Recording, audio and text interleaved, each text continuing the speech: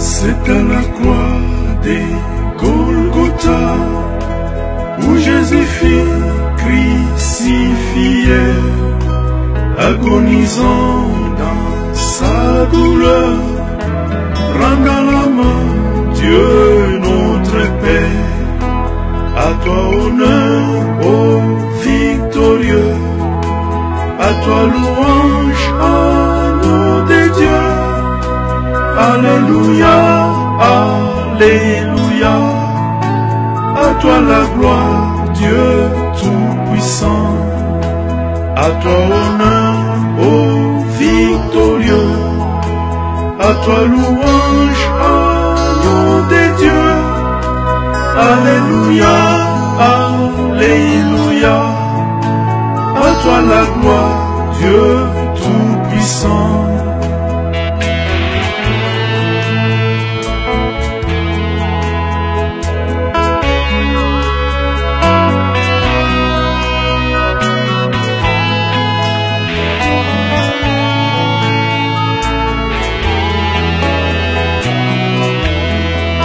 C'est à la croix des Golgotha où Jésus-Christ fut victorieux, anéantissant l'acte dont les ordonnances nous condamnaient. C'est à la croix des Golgotha où Jésus-Christ fut victorieux, anéantissant l'acte dont les ordonnances nous condamnaient. À toi honneur, ô victorieux. Kolala kola mukeza bitidite tozali bongo na programme na biso ya Sentinelle TV esika wapi chaque tongo tolobaka kolala kola mukeza bitidite ezali pe petit déjeuner ezali exhortation, ezalaka ba conseil, ezalaka masolo, ezalaka information. Proverbe 30-30, le messager de la bonne nouvelle. Ayela Rabino, chaque tongo na Sentinelle TV. Nzambe apambola moko na moko azolanda biso. Nzambe apambola moko na moko alingaka biso, asipotaka biso, abondelaka pona biso. Vraiment, Nzambe amona bino. Na tongo na lelo, tozoke nokopesa Nzambe, merci pour alamusi biso, apesi biso susu pema, pe mokili eza ko continuer. Ndenge na lobaka, kolala kola mukeza bitidite chaque tongo pesa Nzambe merci. Kumisaye tika journée na maboko na yo, journée na yo na maboko Nzambe, etamboli na yo, kobima na yo, kozonga na yo, bana na yo, mobile na mwasi na maboko Nzambe, parce que Nzambe nde mobateli, Nzambe nde motomboli. Alors merci pour na appel, merci pour na conseil, merci pour na nyonso, ba numéro na nga nyonso mbale zo sala, soki obenga na 0044 74 240 23 9 33 ozwingate okozwanga na 0044 79 400 86 278. Eza deux numéros na nga, okozwanga na WhatsApp, okozwanga na Viber, okozwanga na Imo na numéro oyo esuka na 33. Alors na tongo na lelo tozo kende ko exhorter moke sur la situation ezoleka lelo na kati l'église, la situation ezoleka na Congo, ba nouvelle à Congo bolanda lobby na ko éclaircir bino makambo belé, surtout sur interview ya Alexis Mwamba. Bomona ki makambo belé nga na lobaka ayi ko confirmer ngo, a confirmer bino pe que Moïse Katumbi azana jamais problème na Kabila, bazalaka bien mais azo ko kosa ba oyo baza mayele mukuse pe azo luka ko distraire bato parce que tant alongwaki Congo ayaki awa alobaki ayi ko se faire soigner. Alors soka zaki vrai prisonnier bakoka ko tika ete abima parce que Dio mindongala na kisa ndeko na biso mususu kuna ba koki ko bimate, mais soki yabimi c'est parce que azali moko na bango, azali kosala, azali parmi ba membre ya système ophobique soto bengala. D'autres bagi Diongo Franck Diongo a bimate a se faire soigner, Diomindo ngala ko bimate a se faire soigner. Soki a se faire soigner, c'est qu'azali muta système na bango. Ba onyo so bazolanda ye ezali ou boza benemi à Congo ou boza mayele mike mais il faut bosser na nzambe apesa bino révélation. Donc lobby nde na spécial news, il y a breaking news na ko expliquer bino pourquoi ceci, pourquoi cela. Mais lelo toujours que nous temps à verset biblique oyo ezali bongo na Ésaïe 8 19 à 23. Ésaïe 8 19 à 23 je ça sonini tout le cas. Ésaïe 8 19 à 23. Ésaïe 8 19 à 23 et je sabiso boye. Ésaïe 8 19 à 23 et je le bas. Ésaïe 8 la Bible la kabela ina na Suisse eza sika nazo maîtriser on bien té mais nazo Ésaïe 8 Zamba Pambola maman na biso Stéphanie na libota mobimba David Josepha bana nyonso tout en tout cas ndenge boyamba kinga na Genève na bande konyo surtout à Genève merci bato ya Zurich mai na miso bazolela bato ya Canton de Vaud bazolela mai na miso calamité to komonana na kosala surtout kuna pona week-end ya mabondeli. Alors tous allez bon Ésaïe 8 19 à 23 zoloba qu'ils vous disent enquérez-vous des esprits de Python et des diseurs de bonnes aventures qui gazouillent et groumellent. Répondez, le peuple ne s'enquérera-t-il point de son Dieu?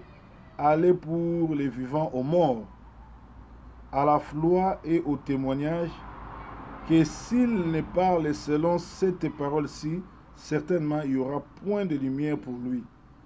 Et il sera errant sur la terre, étant endurci et affamé. Et il arrivera que dans sa faim, il se dépitera et maudira son roi et son Dieu, et il regardera en haut. Amen. Donc, awa, Bible zo pekisa na bato, ba kende ko interroger les morts, ba sala ba alliance na ba mort, ba solo na ba mort, ba interroger ba mort. Ba verset eza ebele, même la Lévitique, ezo interdit bato ba solo na ba mort. Jésus est moko apesi biso pouvoir. Alors, je vous donne le pouvoir de chasser les démons au nom de Jésus à mon nom. Jésus a tiré sa sauté qui est lié démons. Jésus a tiré sa sauté qui est comme un policier pour interroger les démons. Jésus a tiré sa sauté qui est tout dans les démons, tout et tout. Pour ça, la conversation dans les démons, parce que pour ça, la conversation dans les démons, ils allaient très très dangereux. Adam et Ève, expérimenta qui a un jardin d'Éden, pour une histoire n'engeni les soukaki. Alors, lelo oyo est comme une pratique courante. Pasteur a solo la ba démon, pasteur a liaka ba démon, pasteur a zali mutu makasi, mutu bengana ba démon, mutu sala ba exploit, bozana ngona ba ndako na bino na ba communauté na bino. Or, Bible ezo pekisa biso ko solo na ba démon te na 1 Corinthiens 10:20 ezo confirmer ma solo oyo. Mais pourquoi lelo oyo na ba église, na ba TV, na internet, na bandako, batu bazali vraiment na kati ya kokumisa biloko oyo pe ko benga batu oyo ke baza batu na nguya, ezana ba pasteur mususu baza ba spécialiste kolongola batu miselekete, ko bimisa batu magorodo, ko bimisa batu biloko, ndenge bolandaki ser na biso ya Suisse esika wapi bandoki ya makasi ya bazombo bavandisa vraiment misisa na bango na Suisse pe na Allemagne. Ba détruit ba foyer ebele bazoloka ebele soki bolandi témoignage ya ser na biso Messi awuti kosala na canton de Vaud boko yoka makambo ebele ser wana zolobeza makambo nga na lobaka ndenge nini ba sataniste batantaka biso otosala nzamba solo batindaka basi batindaka bambongo batindaka boko détruire nga naza awa na bundi na bandoki nyonso ya Angleterre na butu pe na moi na longi bango talatina oyo bozomona lelo musala ezokende ndenge ezokende bitumba na bitumba parce que tango yo ye na vérité monde des ténèbres bakoti côté bakoya bongo ko déranger. Et puis Timothée azoyebisa biso yango explication pourquoi makambo wana surtout ezosalama parce que Timothée azoyebisa biso yango je crois ils en a un Timothée zela tout tangango Timothée azo biso ngo alobi na tango asuka ils en a un Timothée 4 je crois 1 Timothée 4 azo biso na tango asuka il s'élèvera des gens qui vont suivre la doctrine des démons croyant servir Dieu. Lelo o ba te belé ba si ba koti na kati ya doctrine ba démon bazo kanisa bazo servir nzambe zoka bazana doctrine ba démon. Alors lelo o l'église belé dirigée par des satanistes et des démoniaques bazo ko entraîner ba te belé na kati ya des ordres yango moni Galate 3 azolo ba bobandaki na molimo bosuki na nzoto nani aloki bino. Est-ce qu'un chrétien peut être ensorcelé? Oui. Un chrétien distrait, un chrétien qui n'a pas d'avis de prière peut être envoûté, endoctriné et puis peut être bouffé par les sorciers. Donc, et ce n'est pas le cas. Tozali bongo na 1 Timothée 4, premier verset lobby. Or, l'Esprit dit expressément qu'au dernier temps, quelques-uns se révolteront à la foi, s'adonnant aux esprits séducteurs et aux doctrines des démons, enseignant des mensonges par l'hypocrisie et ayant une conscience cautérisée, défendant des choses qu'on ne défend pas. Lelo oyo et komi na ba communauté na bino na banda kuna bino na ba sali obino bolandaka oromona lelo na moi na zalaki ngende ko talande ko na so moi si Géraldine na Manchester azaki na bana na hôpital bana bazika ki parce que ye mobile na ye Willy Motopamba azana shop awa ngana consommer africain na sombara biloko kuna donc soki nazangi mbongo na kaye na nga kuna na nozo biloko alors na cadre ya partenariat bango pe na salela bango ba publicité tous ensemble bango tous bien na bango tango na yo kaki ke mwana zikaki ngana zaki na Suisse tango na yaki singela ki tokende ko nakende ko rendre bango visite tokende lelo na DiCaprio ya Manchester le toke na ke kuta Géraldine azolanda pasteur moko boye aza orgueil hautain azali ndundu boye azana ba jeune l'église déjà pratiquement ba jeune na ba balate mais azoté sur le 10 commandement comment les couples si pourquoi les couples se divorcent na bosani moi titre si le 10 commandement bato baza ba marié té au lieu nan oté ya bango sur comment choisir conjoint na yo il a azoté ya bango sur comment ba 10 couples les 10 commandements ou les 10 choses oyo et ça là que ba couple baza na ba problème donc mawa mingi na makambo ezoleka et tango tozolanda mate ya wana tokoti na ndaka bato parce que nga azaka sona koti na ndaka bato ata na kuti ozoka musique na yo atani même ndenge moko même so apesinga lift na voiture na ye na stopaka ete ke omoni omemi mosali na nzambe tia musique non il faut respecter mutu okoti na ndaka bato respecter ye okoti na voiture bato amemi yo respecter ye soki ya reconnaître ke na yambi mosali na nzambe na tiele musique ya nzambe Dieu merci.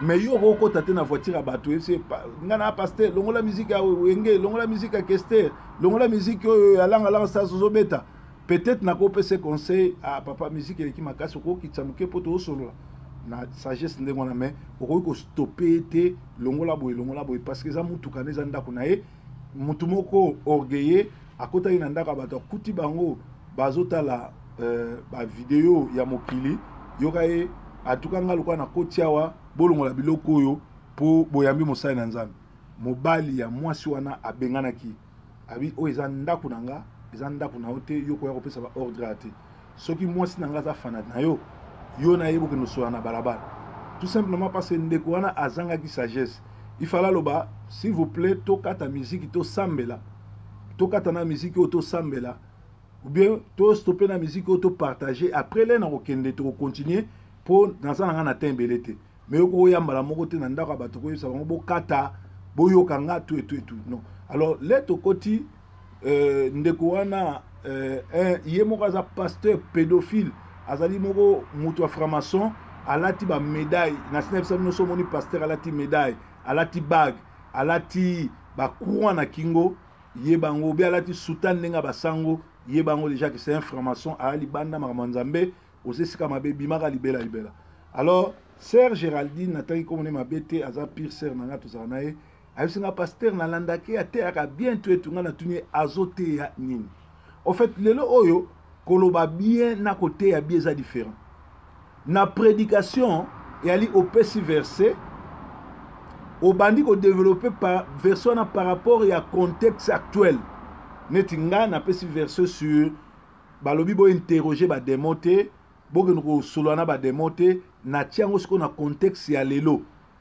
Na koki ko zoate na pesi verset mususu na bimi na nga na komo beta masolo mususu papa oyo ezo ko bala na verset na pesi te. Au moins pe maté yango mulaya bani ko loba trop me ba na message te. Alors nga bato ndengwana na yoka bango te.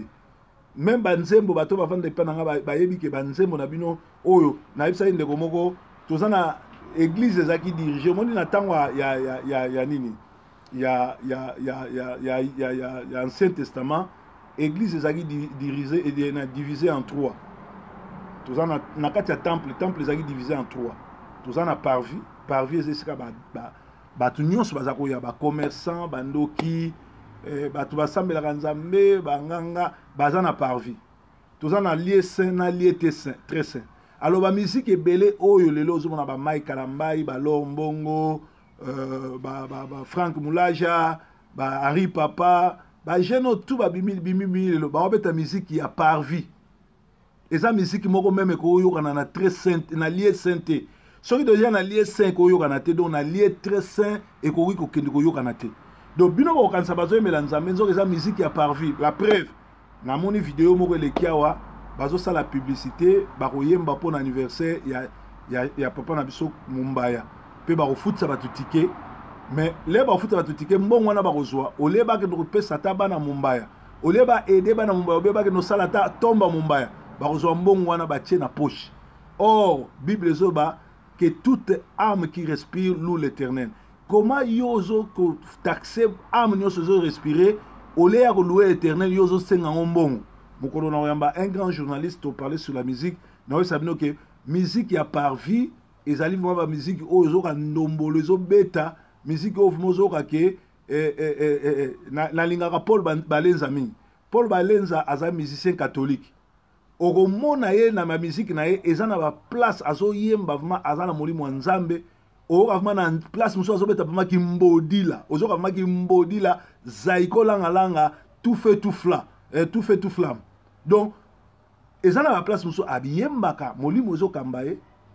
Ils ont la place muso abeta kimbodi la. Yaye za clair Paul Balenza. Mais lelo oyo ba musicien chrétien mingi, au moins bazo benga musique chrétien mais azui na ye banzembo lutumba. Azui na ye banzembo ya mutu songolo neti ndeko na biso oyo matuta atuta batu na banzembo ya OK jazz na banzembo ya banani abeti bino bokanisi ke eza musique ya nzambe nzoka bozana bino na parvi eza na musique ya nzambe te meza musique bato bazobeta na ba fête na ba même gege ye moko gege mwana mbi musique azobeta ezobeta na ba fête na ba concert na ba wapi eza na musique ya parvi nzamba za kuna te nzamba ko musique ya ndengwana. Alors faut na molimo pour ça la différence entre musique ya parvi musique ya place lies et à lies na place à très saint. Donc ba musique ya ndengwana ngai kotanga na matoite. Alors tango bino bozoteya ou bien ozolanda mutu azoteya soki développement na ye atangi verset a côté d'introduction eza lokola dissertation abandi ko développer na conclusion na ye ebalanité na message oyo atangi azolekisa bino tango azodisere bino elelo oyo bozali bato ya liboso ya koloba mutu wana za nguya mutu wana za na Yesu mutu wana za boye mais mateya na ye ezobala na te na verset biblique mateya na ye eza na fondement te mateya motei na nzambe nyonso tout temps azoya koteya eloko ya liboso il faut Yesu aza na centre. Église doit être christocentrique. Christ doit être au milieu de tout. Et mateya nyonso tout faut même abattre na captivité ya koyeba que Jésus-Christ est Seigneur. Soki na kati ya mateya yo landi mutu atei bolandaka ba video na ngai tango na teya kana vandi na kiti ya différent tango pe naza na église ou bien na ba convention boko mona ke naza différent. Mateya ko vanda boy na TV za différent na mateya on azo communiquer na bato baza sur place bolanda na Sentinel TV boko mona mikolo na otela bino ba mateya ebele église ya Manchester pe ya ba tourner na zuzu ba vidéo mususu wana misusu ba yibanga ngo misusu en tout cas na sala erreur munene ba convention munene na sala eza na Brazzaville eza na Kinshasa vraiment na sala ka erreur munene na garda ba vidéo wana te mais Dieu merci na komi ko retrouver moko bokomona musala na sala ka église bokomona musala na sala ka libanda en fait na ba réalité à poto na tiaka maté à chaque dimanche te parce que l'église à poto toza na bato ebele te eza lokola ya Kinshasa te église à Kinshasa pratiquement na masina na kozwa bato 200 personnes na Kingasani 300 personnes facilement mais église à poto lelo on a lelo ba ye 10 lobi ba ye 15 lobi ba ye 30 yango na organiser kaka ba conférence ou bien ba convention soki na sali convention na invité bato ba ye nde na filmaka ya convention ba ya mibale misato 4 5 10 na lancé mais matin à dimanche na filmaka ngo te parce que auditoire ezaka vraiment peut-être permettra te pour te filmer net mikolo yo toza na salle te tozo sambela na ndako ezo sala bien te ko filmer puis bat mususu balinga bongo te puis bat mususu lelo aye lobi aye te ya différent mais tango to sala ba convention tango to sala ba croisade tango to sala ba séminaire to filmera ngo na banotiela ka binongo bokomona alors bandeko pe à Paris batuna ki proverbe royam koni ouais normalement dans aki na programme fallait na ya déjà Paris mais na eu contre-temps mais avant fin du mois bon reçoit déjà programme nanga na bato Suisse comment quand est-ce qu'il faut na zonga na web sabino c'est-à-dire que maté ya nyonso tout il faut aimer ma bato na nzambe il faut aimer ma bato na koyamba nzambe il faut aimer ma bato na koluka nzambe il faut aimer ma bato na koyamba nzambe mais so moni pasteur aye na auditoire na ye ezali ya ba jeune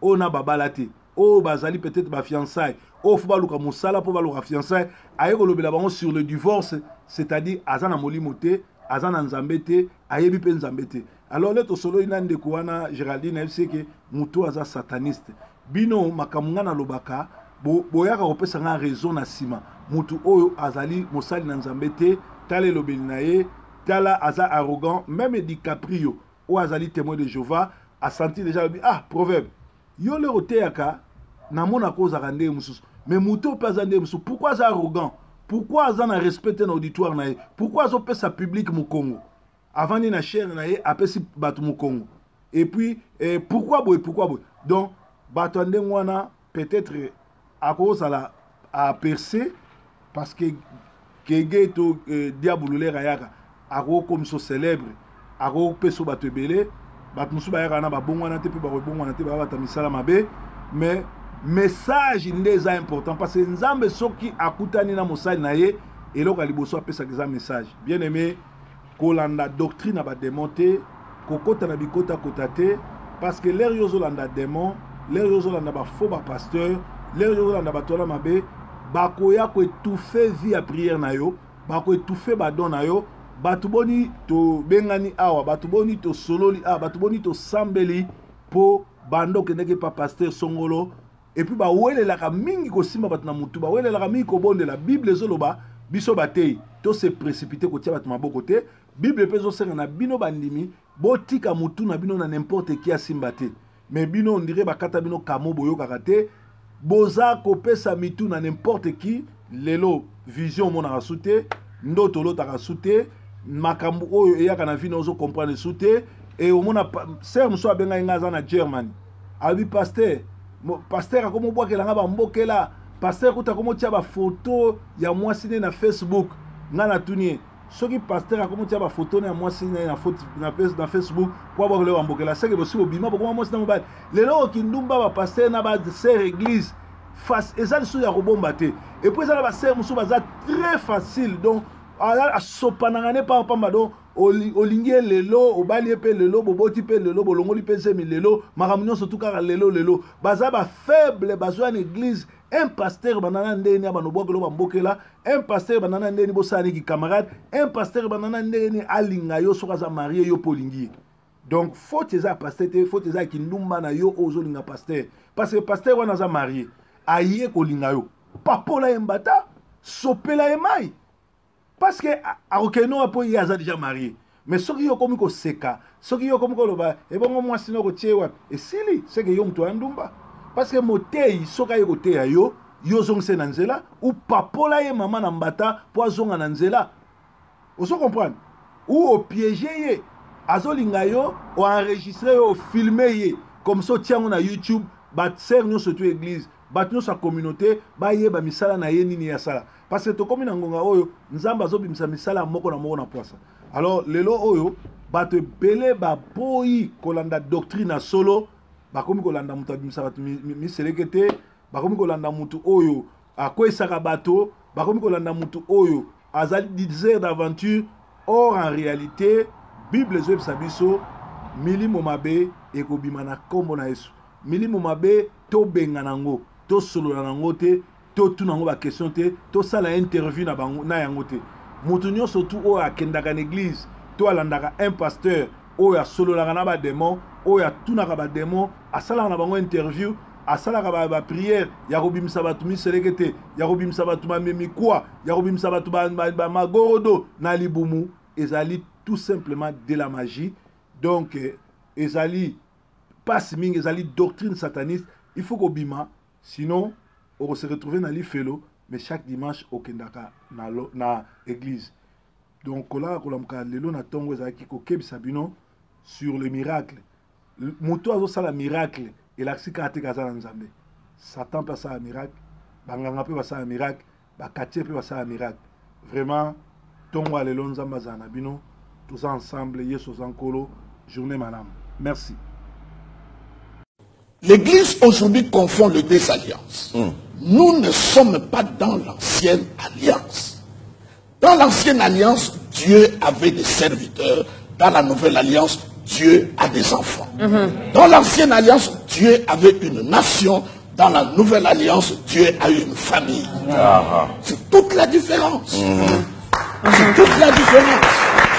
Moïse n'a jamais été enfant de Dieu. Élie n'a jamais été enfant de Dieu. Jacob n'a jamais été enfant de Dieu. C'était des serviteurs de Dieu. La Bible dit, Moïse a servi dans la maison de Dieu comme serviteur. Jésus-Christ a servi comme fils. Et Jésus était enfant unique avant la résurrection. Mais après la résurrection, la Bible dit, il est dit, le premier-né d'entre les morts. C'est notre grand frère. Vous verrez, ce qui se prêche aujourd'hui dans nos églises, les apôtres ne l'ont pas prêché. Allez prendre les actes des apôtres, parcourez toutes les prédications des apôtres, vous ne verrez pas là où ils sont en train de parler des démons, des liens, de Satan. Tout le message était christocentrique, était basé sur Christ. Peut-être par rapport à la culture. Oui, par rapport à la culture, par rapport à la Bible n'est pas un livre culturel, c'est un livre spirituel qui ne souffre pas de culture. Les démons existent. Les liens, les envoûtements, tout ce que vous voulez. Mais nous ne voulons pas faire la promotion de tout ça. Au lieu de faire la promotion des démons qui ne font pas votre promotion ou qui ne font pas la promotion de Christ, qui ne veulent pas votre bien. Maman, il y a lui-même de dire comment tu peux passer ton temps de parler de quelqu'un qui ne t'aime pas. Il ne t'aime pas, mais tu parles de lui. Vous savez, le diable est trop malin. Le diable, lorsqu'il dit à Jésus, change le pierre en pain. En fait, il dit à Jésus, deviens ce que tu es déjà. Parce que Jésus, c'est le pain de vie. On te fera croire que tu n'as pas. Entre temps, tu en as ça en Christ. C'est quelque chose de grandi. Comme un enfant qui vient de naître, il ne sait pas qu'il est garçon-fille. Mais question, quand il arrive à un certain âge, il prend conscience qu'il est garçon-fille. Ce n'est pas à ce moment-là qu'il devient garçon ou il devient fille. C'est un problème de conscience. Vous voyez comment le diable peut t'embrigader dans le mensonge.